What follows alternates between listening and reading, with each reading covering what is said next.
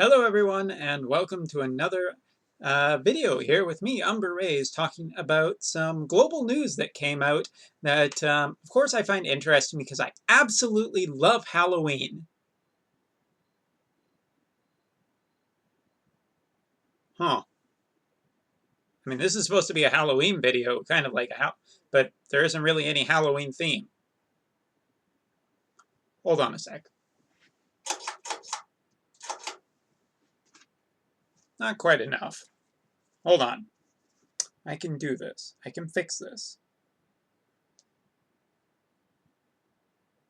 Where's the bloody... Okay. Oh, flashlight.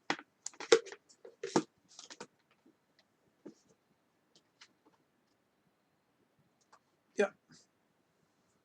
There we go. Now, let's talk about the news. Okay, so, honestly, something I love about the global side and taking a look at the global side is mainly because there is really just feels like there is just so much news to go over. With the JP side right now, mainly it's pretty static. We know exactly when we're getting our news updates, and it is not as frequently as global. It's one of the things I actually do like about the global side. And for people who are like, you totally favor the JP side, no shit. I'm a JP player. I don't play global. All I do is give insight based on what I have seen in JP's future and what I think that might do to the global side, both in unit strength and just anything like that, and how long a unit might last. Outside of that, don't know what you're really expecting. But, so let's forget about that and just talk about what has been revealed. So first I want to start with probably some of the smaller news, which was the ability awakens. As many of you have so kindly pointed out, and some of you less kindly have pointed out, there are going to be ability awakenings, and Barbie is getting hers right away. Also Grim Lord Sakura, which is interesting because Grim Lord Sakura is getting her 7-star. And dear God, don't fall over. My phone is in there. It's almost like this wasn't rehearsed. Anyway, Barbie getting her enhancements after getting a really, pretty nicely powerful 7-star. This just seems really good, especially because Malphacy seems to be incredibly popular on the global side from what I have deemed from talking to certain people. So Barbie seems to have a really good future based on how many people are interested in using wind chainers. And yeah, I mean, that's essentially good for Barbie. What do I think her enhancements will be? I don't know. There wasn't really it didn't sound like there was any information on, I didn't see any information posted, but if I'm guessing possibly some of the magic passives maybe she's missing in her 7-star kit, it feels like. If she gets some extra, equip this, get some more magic and everything like that, I think she'll be pretty good. I'll be interested to see how hard they push her enhancements because she already got a pretty amazing 7-star form, so feels like it will get reeled back a little bit. And yes, I do realize that the potentialness of Xenogear units and Octopath Traveler units are coming to global are kind of a long shot in some aspects, but in the others, I mean, we can say that it's disproven until it actually is proven, and you can say that it's never going to happen. I'm going to say that it is going to happen, and we both get nowhere. So I'm just going to base on assumptions of what I have seen, because I would assume that if you guys don't get it, Global will put something out comparably in about the same time frame. Anyway, moving on. Other than that, Grimlord Sakura getting her enhancements about the same time that she's getting her 7-star form are going to be really interesting. Taking a look at the notes that were put on Grimlord Sakura's 7-star form looks like it will have access to triple ability with her TMR. This was something I was very worried about. If you take a look at CG Sakura, she has an incredibly powerful magic kit with the pentacasting. She may not have triple casting every turn, but the pentacasting, especially with the enhancements later that give her the debuff, feel more valuable. So here's the thing that why this feels good and bad. Triple casting is always a big plus. Equipping her own TMR, a fairly low statted magic item, yeah, it is true dual hand, so there is that to be considered too. I'm really interested to see what the damage calculations will work out to be, and if she'll be better than CG Sakura. Personally, if my understanding is correct, Lord Sakura is quite a bit older, so I would say that she'll probably be less powerful, but she'll be a little bit powerful for now. Seemingly that wind is becoming an important element on global. I'm really curious to see what will happen with Lord Sakura, but she is very popular on the global side to my understanding, so here's hoping that she ends up being better than it sounds so far. Demon Rain, as well as Dracu Laswell, will also be getting their 7-star forms. Demon Rain is considered to be more tanky now, an AoE physical cover, a true dual-hand tank, sort of like Elfrida. And don't fucking get me wrong. If you watched my recent videos when I got my finally second Elfrida, Elfrida is one of my, just kind of favorite characters in the game. I love her design, I love her spirit and everything like that. So a unit like Elfrida seems really, really cool. And hey, look, my Chocobo exploration is done. Let's do that while we're talking. But Elfrida never made a really, really big splash in the meta, and her 7-star form hasn't come out on the global side yet. So I'm really curious to see how good they make Demon Rain.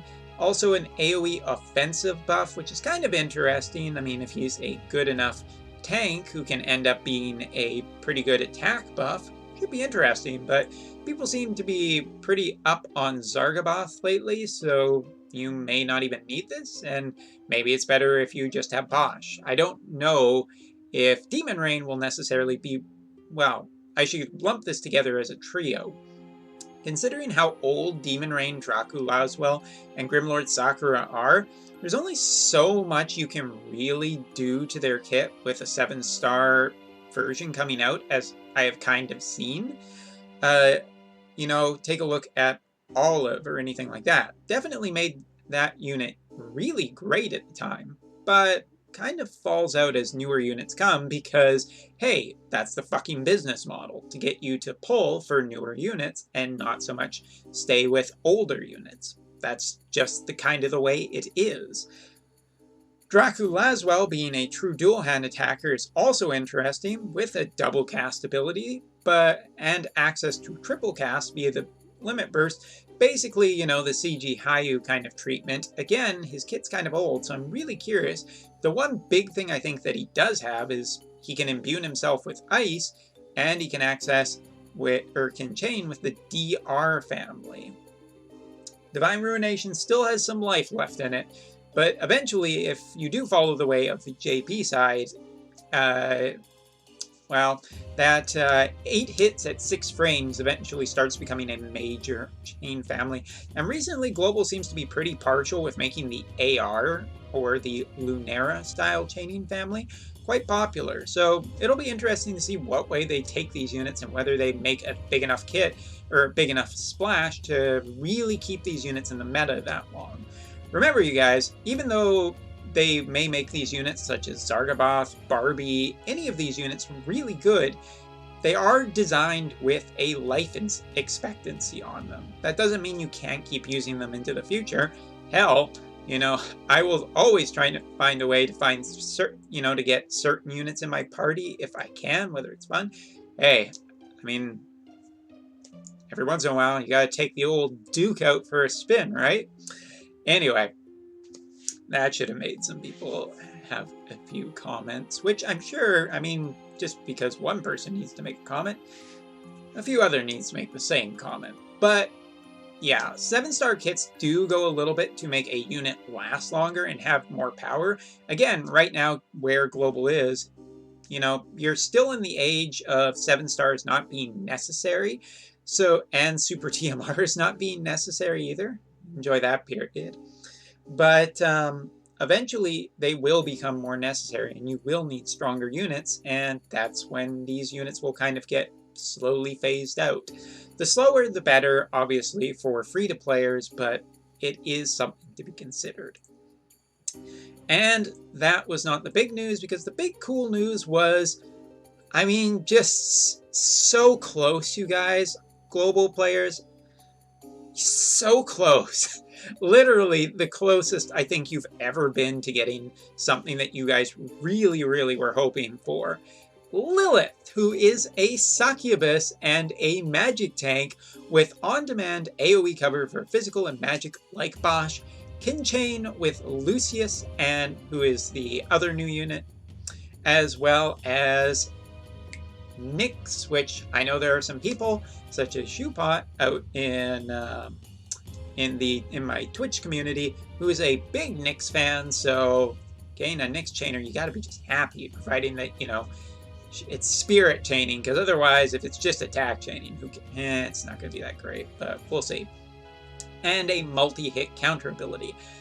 Now, the reason that I bring this up, that so close comment, is because of Lilith Charlotte, something that the community apparently wanted, and even some fan stuff came out about. And now here comes a AoE magic tank about the same time that JP got its AoE magic tank Charlotte with the CG animation.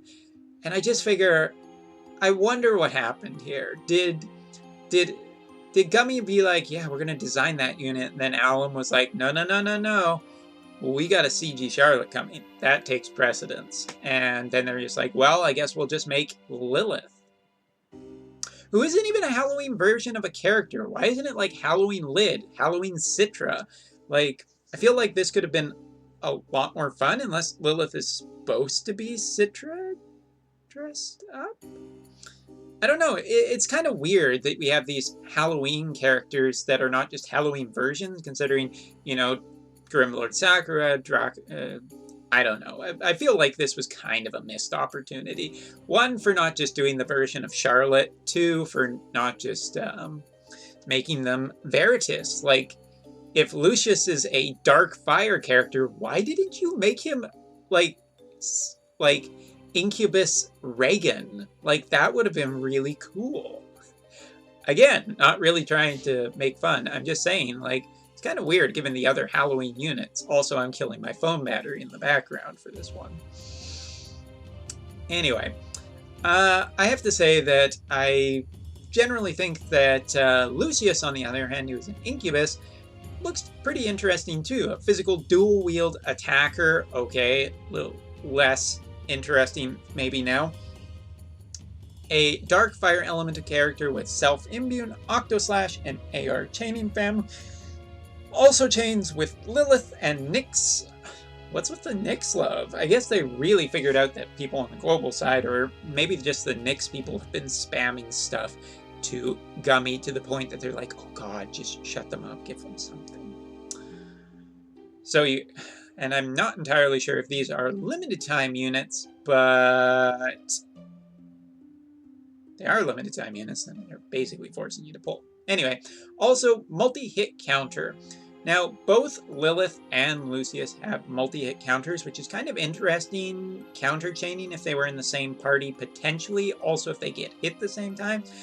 I'm not entirely sure how good counter hit chaining, unless it's an actual ability that chains while it is countering and is like just a max one that hits, I don't know, 7 or 8 times and can readily be timely chained. Counter hit chaining kind of sounds like just having 2 Wilhelms in the party who both get hit the same number of times and then both have to do the movement thing. Again, counter hit chaining sounds a little dicey, so it'll be interesting to see if it actually is any good or not. But it doesn't sound all that new either. Lilith is also potentially interesting, given that Awakened Rain is not terribly old on the JP, or on the global side, I should say. He's very old on the JP side. And I'm very curious to see where Lilith ends up being on the power level. Obviously, I've talked about this before when it comes to chainers. If you can give them chaining abilities that are based on a stat that they actually use and can have a high percentage on to get some use out of their chaining abilities, then it's probably pretty good. Otherwise, it just will feel like an extra ability that they may not have time to use, depending on how much you are using their other abilities and whether those other abilities are more important. The multi-hit count, I guess it's a multi-hit counter, but this still, I'm really curious to how exactly this works and how good it is. It could just be one of those advertised things, like buy 2 and get 1 free, and then you have to spend way too much money to really get the use out of it. But the chaining with Nyx, the fact that the 2 units seem to pair pretty nicely together is pretty good. If you already have Nyx, then you don't have to worry too much about it. If you're really looking to get the most out of these 2 units, it might end up being that they have to be the same. And in terms of Lucius, it'll be interesting to see where his power level falls, if he has any true dual wield in his kit. Because, yeah, dual wield users are just... And it could be that JP or Global is going to try and keep a better balance between dual wield and true dual hand, but I don't know. Someone can fill me in the comments. You tell me, what is currently doing better, true dual hand or dual wield for damage right now? Go ahead. I know you guys enjoy correcting me, so go for it. Even though this is not a correction, this is a request. Also, it kind of looks like I have a goatee right now. Sort of. Or maybe just a really bad 5 o'clock shadow. So, yes. Interesting stuff. Of course, I'm always a little bit jealous of Halloween events coming to Global. Because, you know, we on the JP side don't get Halloween events, which is too bad. Halloween is like one of my favorite seasons. I love the idea of just having a holiday that is kind of based around, you know, scaring people, yet going out and trick-or-treating and having fun and getting free candy. I mean, lots of good memories for me growing up with this. And yes, there was some news about the trials as well as a Chamber of Arms, but that's not really the super interesting stuff to me. This is. And there's also some exclusive equipment, if we even like just zoom that motherfucker. Looking here, we got, you know, Old King's Apocryphal, a Fiendish Smile, and a Succubus Satchel, all with probably some interesting abilities to give to units you currently have. Especially Succubus Satchel, which I remember reading has some evasion attached to it if you put it on Lilith. Which will be a really interesting thing, given that its stats don't seem super great, and you'll have to balance out, you know, whether you want more spirit or anything like that off an accessory. I'm getting carried away. But yes, looks like a really cool Halloween event. I look forward to seeing some of the polls from different people playing the global side to see if you guys get really lucky, because as there is, it is, I don't know where that was going, but there will be a step-up banner for like 20k Lapis and getting a guaranteed, looks like either a Lucius or a Lilith, so interesting. I'm also, I feel like I know those characters, but seriously, it should have been Succubus Citra and Incubus Reagan. Missed opportunity. Bad game. Don't do that no more. Gumi, you gummy, fucky, whatever you want to call them. Missed opportunity. And I hope the global people will give you a little bit of hell for not being Succubus Charlotte. See you next time.